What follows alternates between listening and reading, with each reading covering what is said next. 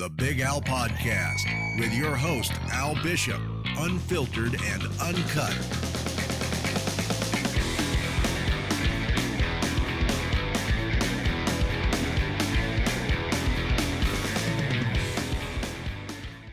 I think the basis for me as a starting point is to just give us a breakdown of what it is that you do. Cool. It's a martial arts that you're doing in essence, but it's involving movement and stuff, and like you say, it's blown up overseas.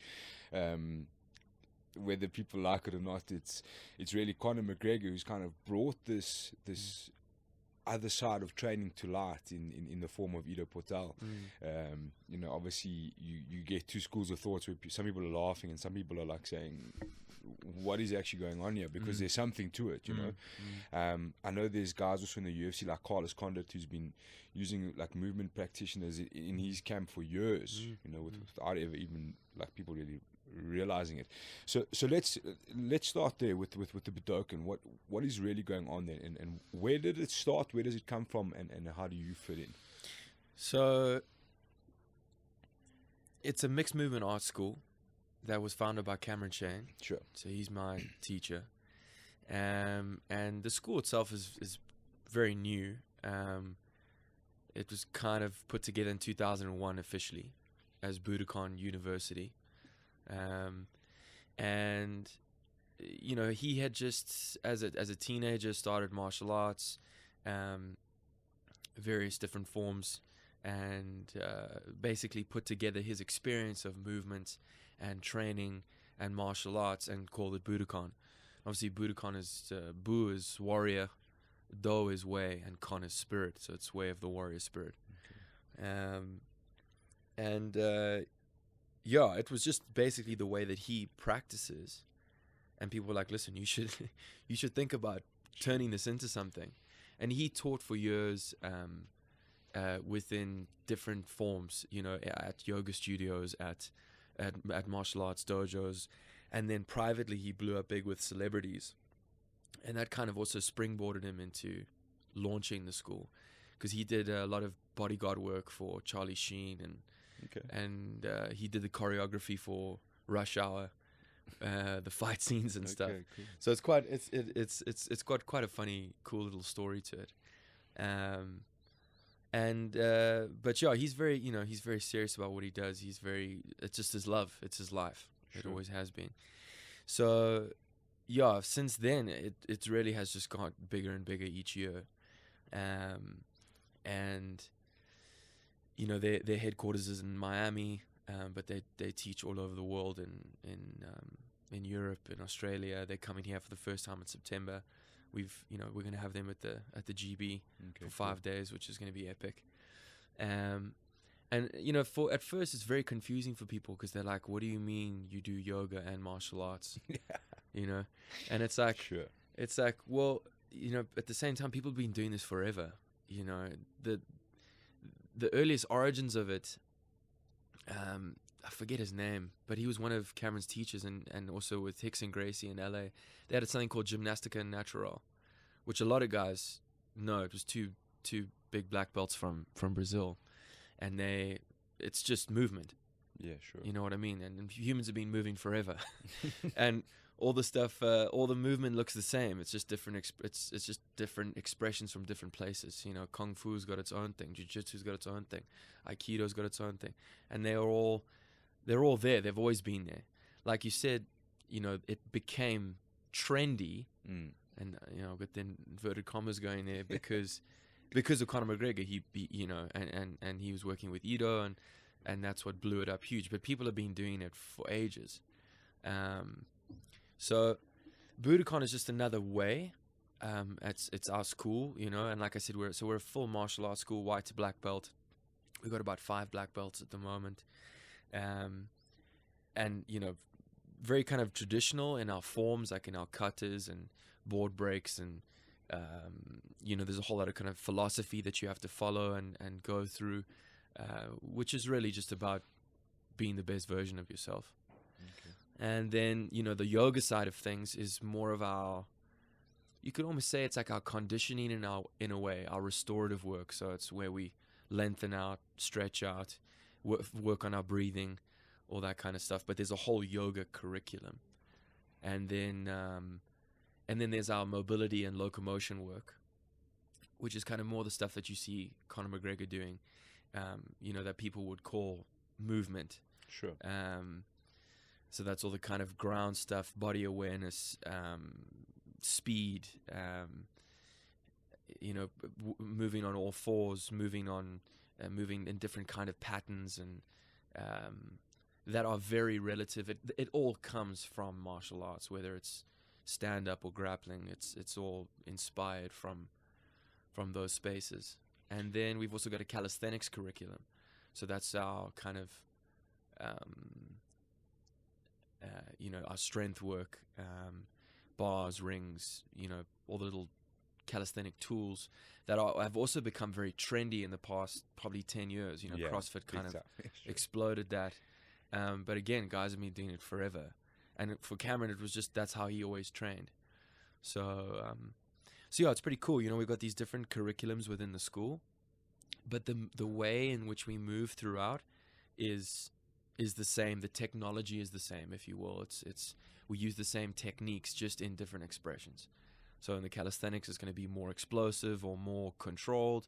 In the locomotion, it's more about the fluidity of the movement. In the yoga, it's more about lengthening out the body. And the martial arts is obviously the practicality of applying it to whether it's striking or grappling. Sure. So can we look at it in a way that it's a sum of a couple of pillars of different aspects of martial arts? I mean, martial arts is always known to have like a spiritual, mental side, a physical side, a technical side, and so basically you're combining all of those pillars into its own form of martial arts. You also mentioned in there that you have a traditional martial arts structure. So someone starts from white belt to all the way to black belt, and that's interesting. It's something I didn't realize, that it's actually, there's a whole martial arts theory in the background there that's playing through. So it's, yeah. I kind of joke. I'm like, we're a martial arts school with a yoga problem. We're white to black belt. 7 to 10 years to get there, depending on. I live here, and the headquarters is in South Africa, so I go to Miami for a month at a time and do work on my belt. Well, I kind of get ready for the test at the end of the month. So I do all my training here, so I'm doing my jits with Dave, I do my striking with Nolan, and then all the other work is my own kind of practice, the movement stuff. It's Cameron is first and foremost a martial artist. That's it. He's got black belts in various different disciplines. He's a brown belt in BJJ, a brown belt. But the reason he hasn't got his black yet is mostly just because of time. He teaches all over the world. He can't dedicate himself to his teacher at their studio. But you guys will see. You get to roll with him. You'll get to move with him when he's here. And he is first and foremost a martial artist. So it's such an interesting topic, because I think, like from my personal experience down the journey of martial arts, and especially jiu-jitsu, is you start to realize that you need more than just a technical side. You need more than just a strength side. And like, I know a lot of professional fighters. I'm privileged enough to sit down and pick their brains.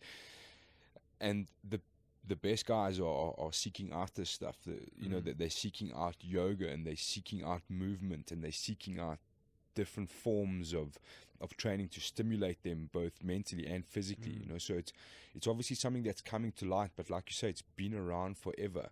Do you think there's stigmas to these kind of martial arts where the growth is really struggling, and what do you think those stigmas are? Yeah, well, I think it just comes down to hard work, man. Sure. Like, people are not willing to work hard. And if you're not willing to work hard, you're not going to be a black belt, or you're not going to be a champion fighter, you know, or you're not going to be a successful businessman. You got to be able to grind, you know, and not grind at just one thing. You got to grind at multiple things. And that's where I don't know, for me, someone like Dricus du Plessis is at the top of his game. Sure. You know what I mean? Because he's multi-dimensional. He's not just focusing on one thing. He's working on a whole set of skills that he's becoming very, very good at very quickly at a young age. So that's just, I think, a general recipe. You know, you listen to podcasts, I listen to podcasts. Sure. I'm sure we read. We're always checking what a guy's up to.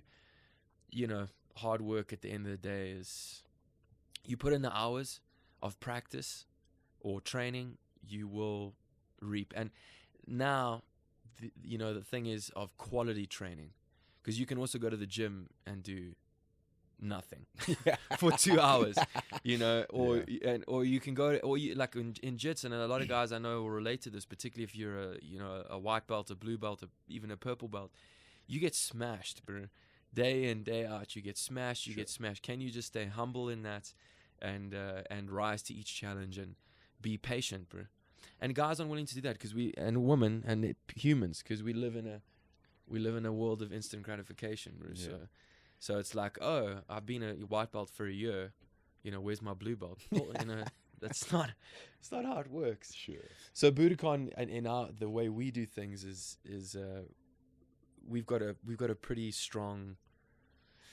It's kind of like what we have at the GBI, a similar feeling of you know, get on the mat, do your work, stay humble, be inspired by the other guys. That's how the community builds. That's how it grows. And the more people do that, the more they'll recognize the value in that. But you got to be willing to take that leap, you know. Sure, and I think it's where we started with the stigmas. It's such a strange thing, because, like, I mean, I've personally never taken one of your movement classes, but every time I'm on the mat, the same time as you doing a movement class, like last night, whatever we did on the mat, I have no idea, because I spent the whole time watching what you guys were doing, and it's like, geez, man, like I've got to free up my Mondays and start doing movement, because you can. From where I'm sitting, I can see the benefit of the guys that are doing the class, especially for jiu-jitsu, you know what I mean? And I think especially for strength and things like that, and it's some of the stuff is insane. Like, I'm just like, oof, I don't know if I'll ever be able to do that. And I think that's also in people's minds, there's always going to be that point in something new that you're always scared that you're never going to be able to do it. But, you know, in some time you look back and be like, what were you worried about? Because you always have to start something new at the beginning. That's just the way it is. Yeah. Yeah, so it seems very cool. Yeah, and we'll get you rolling around. Yeah, 100%. With that in mind, who do you think? I don't know if we can say it like that. Who do you think? But what are the benefits for people to come and join in with the Budokon and get involved with your system? Well, just to go back to that point you're making now about people being like, I can't do that. Sure. It's you know, obviously time is another thing, so we got to get some more slots in at the GB, which we're working on. But I also don't like to force. You know, guys will get interested in, and the guys that have been doing it now for a while, they're starting to see the benefits. You know, but that's where my job is. You know, I've just got to be like, it's okay. You don't know what's going on. It's all good. That's what I'm here for. I'm here to show you, help you, and get you moving the way you want to be moving. So.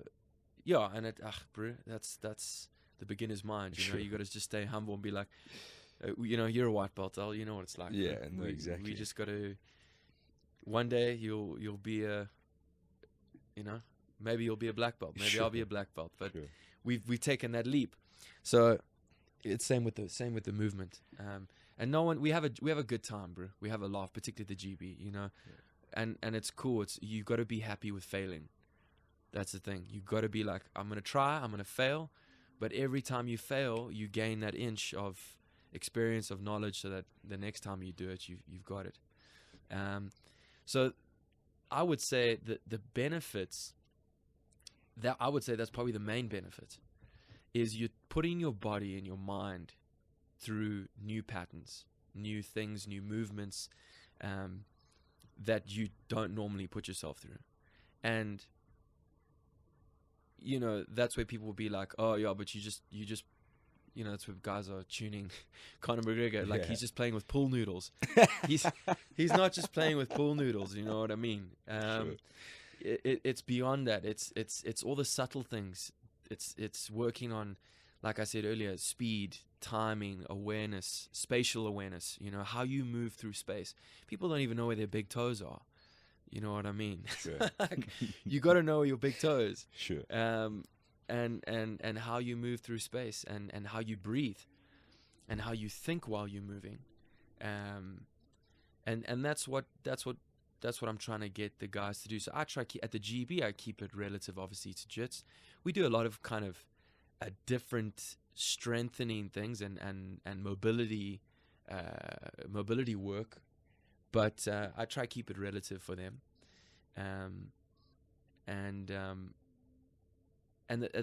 It's if I put you through a pattern of movement, like a little sequence, and you've never done it before, like we just came up with a little loop last night towards the end of the class. The guys are like, shit, I didn't know I could do that. You know?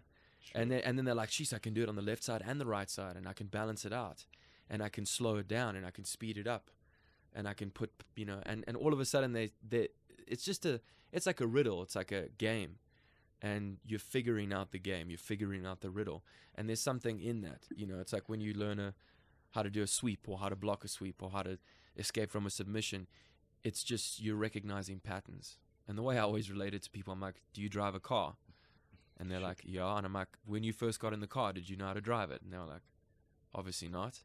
Same thing with movement, with jits, with making love, whatever, making a good smoothie. Sure. You got to figure out the recipe. Sure. So I'd say that's one of the main benefits for sure. Besides all the obvious stuff, you know, you want general strength, lengthening out, you know, recovery, injury prevention, better breath awareness. All that stuff is kind of obvious. I think people 100%, and get that. there's obviously a strong connection between body and mind, and the control of your body, and I mean that obviously comes with the breathing techniques. It's also stuff that's coming into light big time at the moment through guys like Wim Hof and you know, all these crazy dudes that are out there just showing what the body's actually really capable of if you really want it to be. What about locally? Are there being the MMA section that we are, is there any outreach from any MMA athletes to guys like yourself? Maybe not yourself, or people that you know of, guys that are seeking out this sort of differential in training regime and understanding the movement of their body and a different form of martial arts? You know, I think, like we said, since it became a big trend, there's definitely been people looking for, you know, you could even call it cross-training in a way. Sure. You know, just broadening out what they're doing. And maybe it's just one session a week. But yeah, I mean, like I mentioned earlier, Adam Speechley and Nolan Swanepoel, they really love Budokon and what we do and how we do it. And going forward, they definitely will play a big role in growing it and sharing it. I know they're not fighting anymore, but they're kind of like, shit, I wish I had done this while I was fighting. But yeah, a couple of guys have reached out to me. Nothing's like followed through with it, but they actually then followed through with going to other spaces. So one of the fighters went to one of the top calisthenics gyms out in Joburg and trained there to get really, really strong, really, really fit. So that was interesting to see that happen. But you know, and at the GB, you know, guys have popped into some of the classes. Sure. And I rolled with Rob last night, and you know, he was like, keep moving, man. And I was like, no, bro, I'm waiting for you to move. Yeah, sure.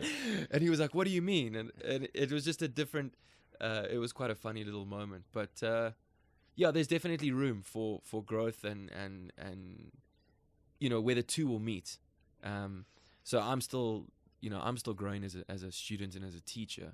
So as I love working with all kinds of people. Sure. So I'm sure it's gonna carry on to crossing over, and people are gonna become a little bit more and more interested and be like, maybe the whole pool noodle thing and rolling around like a monkey is actually, there's something in it. Yeah, I think for most people, even casual people that have had a look, and see that there's definitely benefit there. Whether like fighters can figure out where the benefit is or not, I think that's quite key. And I think there's, again, I go back to the stigma. Like, I keep saying stigma, but it's easy to say. Let's go, for example, go at 5:30 and walk through Virgin Active handing out yoga flyers to the dudes in the weight section. You're wasting your time. You know what I'm saying? Like, Absolutely. actually, like, oh, that's for women. You know, Yeah. and it's that sort of stigma. I think that, especially movement-orientated martial arts are trying to break through. You know what I mean?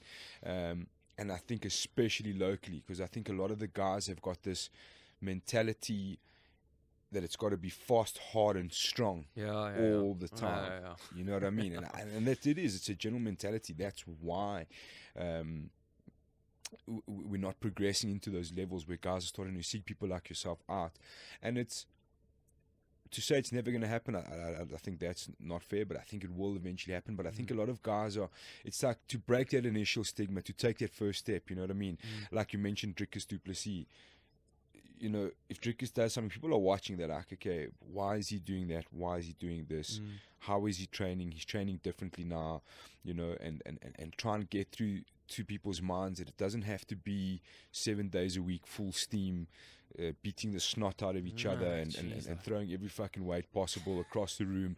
Like, there's a little bit more to it, you know what I mean? And I think the sport and the knowledge of the sport and the knowledge of people themselves is growing and developing. And I think that's why, like, Budokon is so interesting to me. Like, obviously my knowledge is very limited. I've stumbled upon it through you know what I mean? Like, seeing you at the gym and like someone reaching out to me and saying, what is this guy doing? You know what I mean? I'm like, well, I don't really know, but I'm going to find out. You know what I mean? Because it's here, you know what I mean? Like, people, it's a strange thing. People don't realize what's actually available to them half the time, sure. which is very interesting to me. You know what I mean? Even myself, like, you start to find these things the deeper you look.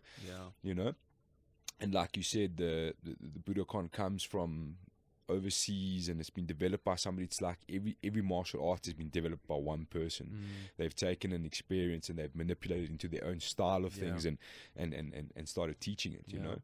And I think it's such an interesting form of martial art. And I think fighters, especially, that are looking for that something new and something fresh, that's exactly where they need to be looking. I mean, if you still don't believe in what Ido Portal and Conor McGregor are achieving, you're sleeping. You know what I mean? As a fighter, especially, I think you're sleeping, because you can see there's relevance there. And like, the big thing that comes up for me is obviously the animal style based of movement, and those things definitely have benefit. You know? Even if you've done a little bit of jiu-jitsu, you can see there's something there, you know what I mean? Like, there's something maybe that you're not connecting with your body the way that you should be, especially for like jiu-jitsu or any form of martial arts. It requires your body to move in different ways that you've never done before, you know, and especially for a big guy like myself, I know that my movement is very limited, it's very restricted, but it doesn't have to be that way. You know what I mean? But exactly. it's a matter of teaching your body how to be in control, you know what I mean, and yourself. So well, I mean, on those points, I mean, for me, like, that's where it's important that I find it's got to be like a meeting point, you know. So say me and you had a session. Sure. I've got to relate to where you at, and see and work from there, and take you from what you're used to into what you're capable of. And I mean, we always say, you know, you don't know what you don't know. Sure. You don't know what we don't know what we don't know. So, you know, the cool thing about Budokon is that, say you've got some, you know, guys from BJJ, I can relate. People who do yoga, I can relate. People who do calisthenics, I can relate. People who want to learn locomotion patterns and mobility work, I can relate. So the tools of Budokon are, you know, super broad, and we're continuously growing and learning for ourselves, as students, and then we can share that, which is cool, because if I just did yoga, which I used to do to a certain degree, like you said, the guys are like, but that's for women, which is ridiculous, because my point to that as well was, if you want to look at, it's all about a balance at the end of the day, but it's like, look at women fighters in MMA, so you tell me, because people with that stigma, like yoga's for women, it's like, so why are women kicking ass in MMA around the world? Exactly. You know what I mean? And it's like, you just got to go to some of the jit schools in Joburg and roll with some of the ladies, and you will get smashed. Yeah, sure. And all the deadlifting you did at the gym is not going to save you. Exactly. So it's like, we've got to break that. That's up to us. That's up to me. That's up to guys in the gym. Women should feel comfortable to come and learn jiu-jitsu, just as men should feel comfortable going to a yoga class. And generally with me, like in my classes, my yoga classes, which are still Budokon, it's just Budokon yoga. The one class I taught, there were 20 dudes. Yeah. You will not see that like anywhere. I've never seen that. It was like the weirdest. I was like, this is crazy, because the balance of Budokon is what we're trying to bring with Budokon is a little bit of balance, and people can relate to that. So I'm trying to balance my training out. I know I can't just smash 7 days a week of calisthenics. I need a day of this, a day of that, and any top athlete knows that. All these top athletes have been doing it forever. Sure. You can. I mean, that's up to the guys. They can go and see all the different styles of movement that MMA fighters have been doing. Top athletes have been doing yoga forever. It's just now that there's more access to information through internet and Instagram accounts, you can see what these people are doing. Cyborg's another great example. Or Cyborg, the BJJ Cyborg. Yeah, Roberto. Yeah, he does yoga like once a day, bro. And he's better than his teacher. And if you go on his Instagram account, you'll see, like, once a week he posts some kind of little yoga video of him. Sure. And he's a world champ. So it's not new. We're a little bit behind, I think, in South Africa. I don't know for what reason, but it's exciting. That's where there's a lot of opportunity for growth and for everyone to learn together, instead of like, competing against one another. Yeah. So, because that's not, in my understanding, martial arts is not about really competing against one another. It's about competing against yourself. Yeah, sure. So it's exciting, bro. And if I can bring more of a balance to my practice, and we can share that, and I can bring something to someone's fighting style or someone's training or someone's recovery, awesome. Yeah, sure. Just going back on that again, South Africa, I think it's a matter of stigma, man. A lot of people are so like, they look at things in only the way they want to see them. You know what I mean? Like, people are like, oh, that's not really for me because that's not really for men, or that's not really for women. Like you said, women need to be comfortable coming to train jiu-jitsu, and men need to be comfortable going to yoga. There's the benefits are obviously there. You know what I mean? Like, the evidence of the benefits is there. So what's holding you back? And I think it's, no offense to Virgin Active, but it's that same stigma in the gym. Like, when I was young, I used to work in the gym, and you see people walk in there for the first time, and it's pure panic. It's literally pure panic, because they don't know what to do. They're so worried at being embarrassed, because they don't know what to do, and they just try and absorb what's happening down there and try and redo it. You know what I mean? But like we say, you've got to be comfortable with starting something new and being shit at it. That's the natural way of things. You throughout your life, you have to start something new and get better at it as you go along. I mean, we play sports through school. You start crap, or maybe you've got a little bit of natural talent that you're able to hold a cricket bat in a certain way or kick a ball in a certain way, but you have to get better at it. You have to develop those skills, and your body has to learn how to handle that stuff. And I think that's a stigma people forget about as they get older. Like, it's okay to start something new, and it's okay to be crap at something, because you will get better, and that's the natural course of life. It, bro. You're not going to stay shit forever. That's our millions of years of evolution, bro. We are masters of struggle. Sure. And all these books that are coming out, the one we use is something called the Talent Code, which is basically, it talks about this thing in our body called myelin, which basically is a sheath of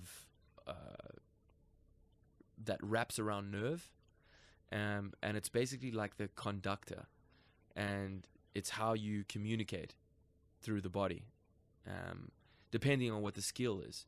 So the first time you try whatever, you said hold a cricket bat, you have no idea what you're doing, but you hold the cricket bat for a couple of hours a day, and you hit a couple of balls, and you drop the bat, and you break the bat, and you hold it this way, and you hold it that, your myelin builds, and builds and builds and builds, and it wraps. And they've actually, there's you can actually see this happening, which is quite amazing, over a time period. And no matter what the skill is, you're wrapping myelin. So it's got nothing to do with muscle, actually. That's why when people say muscle memory, they're actually talking about myelin. And that's just that's our natural way that we've evolved for fucking ever. So, you have to struggle. You have to, it's whether you can be at peace with struggling. So can you walk into the gym, not know a thing? And you'll find generally, if people go to like a class, let's say yoga, let's use that example. Say a guy goes to a yoga class for the first time ever. He's heard things. Say he listens to this podcast and he's like, okay, let me go try yoga. So he goes to the class, and it could be, he could have the worst time ever. Like it could be something that he's really not looking for, because he can't relate to it. But say he can relate to it, he ends up loving it. Sure. And he's like, wow, this was really cool. I had no idea what I was doing, but that's cool. I'm gonna learn. There was another guy there I saw. He's obviously been doing it for a while. So it's just like, a bit of humble pie, and like I said, like a lady, can she walk into the jiu-jitsu school and be panic, like he said, sure. Face of sheer panic. I have no idea what I'm doing. And there was a guy last night in the class. He was like, I haven't done jiu-jitsu in 12 years. And he was like telling everyone, we're like, bro, it's okay. Don't worry. Like, sure. We get it, And that's where there's a responsibility in a gym environment. Can you back the person instead of putting them down? And I think people are quite cynical a lot of the time. People walk into the class and it's like, those will like be intimidated, Sure. or intimidating. It's like, just welcome the guy. I feel like at the GB, we've got that kind of environment. Yeah. So like a little while ago, I tried to start this thing going around to different MMA gyms specifically, and try and eventually build up like a long list of gyms in areas. Like, this is what my experience was, and have like this whole directory of gyms. And so like I would go rate the gyms on the coaching, on the cleanliness, on the facilities, and the last thing I used to do was have a meathead meter, according to the level of meatheadedness in the gym. Yeah. And the funniest thing was, I went to a couple of gyms and every gym was 0. There was nice. You didn't find that. You know what I mean? Like, it's actually quite a misconception, and I think especially in MMA gyms, people like or any fight gyms, let's say for example, even jiu-jitsu gyms, people are so scared to break through that door and go in, because they expect that kind of first day you're gonna like get thrown into a ring and survive. You know what I mean? Like, that's what people think. That's the way it is. And for me personally, to an extent, that's what every time I went into a gym, I was like, woof. I don't know what to expect here. And every time you left, the smile on your face, you know what I mean? Because you're like, what were you worried about? Yeah. And that's the key there. It's the same thing. It's eventually you're going to look back and say, what were you actually worried about? Because here you are, everything's going fine, and you didn't die. Yeah. You know what I mean? Nobody laughed at you. Exactly. Like, it's the same with yoga, bro. It's like people sure. are like, I can't touch my toes. And I'm like, well, that's why you do yoga firstly. That's why you learn to lengthen out your, so that you can be a little bit more mobile. But like people stand at the door and they're like, I can't touch my toes. And it's like, dude, it's okay. Just we're gonna have fun, bro. I don't. Yeah. But at the same time, I'm glad to hear, that you've had that experience. Sure. I think we all do that in our own way, because we're trying to find a place where we can learn and grow. And I have been let down, I think, at times. Well, not let down, but maybe is it my own expectations or my own judgments, maybe. But I've gone to a space where the teachers just has no clue what they're doing. Yeah. You know, whether it's martial arts or yoga or like a gym kind of environment. And I've just felt like I don't have faith in this person because they're not relating to where I'm at. And it's such an important thing in terms of that student-teacher thing. If a teacher can just go, okay, where's Al at? What does Al want to work on? Where's he growing? What is he doing? Oh, he's doing jiu-jitsu. Okay, cool. So let's look at the breath. Let's look at a bit of mobility work in the joints, and let's look at some recovery stuff. So it's like, I feel that's important. The teacher's got to hold the space, or the head of the dojo, or the head of the gym, or whatever it is. And when the teacher's like that, whether it's a yoga studio or whatever it is, the environment will be of, like you said, that there'll be that, because he or she is holding the space, and they set the standard. So that's super important. So man, there's just another point on there, and I think it's in that there's something where people also make the wrong mistake, and it's something I had to go through personally, and I think it's very important for people, like you said earlier when we first started, about that instant gratification. If you've sought something out, let's say like jiu-jitsu, for example, or yoga, something in your mind has triggered you to go there and find that space. And if you get there and you find the environment isn't personally correct for you, doesn't mean you must give up on what it is. So if it was yoga, don't give up on yoga. Give up on the gym. Go to another place. You know what I mean? I was in a jiu-jitsu gym before GBR, and it was great, but something wasn't resonating with me. You know, on a personal level, it had nothing to do with anybody else but me personally. There was something missing. There was a connection missing for me with the people, and I think with the trainers. Some of the best trainers in the world, but for me personally, it just wasn't resonating. Sure. So I sought out a new gym, and it was the best thing I did for my journey in jiu-jitsu and my journey personally, was to be happy, you know what I mean, and to enjoy the space that I'm in. So someone like me could have easily given up and said, well, I tried it, I didn't like it. But it's not always like that. It's don't give up on what you were seeking in the first place. And I think that's, like you said, sometimes it comes down to trainers, but you can't, just because you were somewhere trying to learn yoga and you didn't agree with the trainer, doesn't mean you must give up on the yoga. You know what I mean? Seek out another gym. Give yourself 3 gyms. If after 3 gyms you're not resonating, then it's okay, maybe yoga's not for you. You know? Definitely. And then that's the thing, because people will come to my class and they'll be like, you know, it was really cool, but I'm actually looking for something like just like deep stretches for, you know, do you know anything? I'll be like, yeah, you must go try yin yoga. And they're like, okay, cool, awesome. They're like, I love this, but you know, or some people come, they're like, oh no, I thought this was going to be in the hot room, you know, with the heat. I'm like, oh, okay, no, you go do Bikram or where it says like hot yoga. And so, you know, that is important. And definitely, that's something that happens in the yoga world as well, is they try. Because it's also, that's the thing about yoga, is there's so many different forms or expressions. The attitude should always be the same, though. That's my point. So I should be happy to go to a Bikram class and be fine. I should be able to go do Ashtanga yoga. I should be able to go do no-gi grappling. I should be able to. That's the way where I'm at in my process. Like, I want to be able to do anything, anywhere, at any time. Even though Budokon is my work, I should. The point of Budokon is to actually be completely adaptable. 100%. Yeah. Cool. Well, Dave, I think that's all we have time for today. I think that's covered some nice ground and shed some nice light on Budokon and just a general attitude, I reckon, to martial arts. So let's just close up there with, where can people find you? You mentioned a seminar. How to get in touch with you?